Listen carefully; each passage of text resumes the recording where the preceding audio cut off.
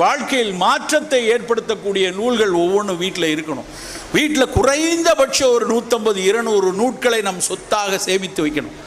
அதை அவ்வப்போது நம்ம குழந்தைகள் எடுத்து எடுத்து படிக்கிறது. பள்ளிக்காக சில நேரத்தில் படிக்கும், கட்டுரைகளுக்காக படிக்கும், பேச்சுக்காக படிக்கும், ஒரு நாளில் தனக்காக படிக்க ஆரம்பிக்கும்.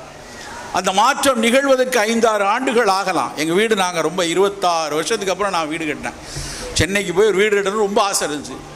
வீடு கட்டணும் போது என்னுடைய திட்டம் எனக்கு ஒரு நூலகம் வேணும். வீட்லேயே ஒரு அறை நூலகம். என்னோடய ஆர்கிடெக்ட்லே இன்ஜினியர் எல்லோரும் ஏன் சார் மெட்ராஸில் விற்கிற விலைக்கு இதில் 150 ஸ்கொயர் ஃபீட் வெறும் புஸ்தகத்துக்கா?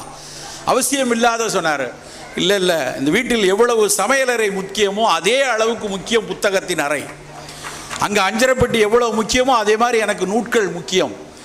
அந்த புஸ்தகம் வச்சு அந்த அறைக்குள்ளே போனால் தான் அது ஒரு சந்தோஷத்தை கொடுக்கிறது. நண்பர்களே, இந்த திருவிழாக்கள் நடப்பது புத்தக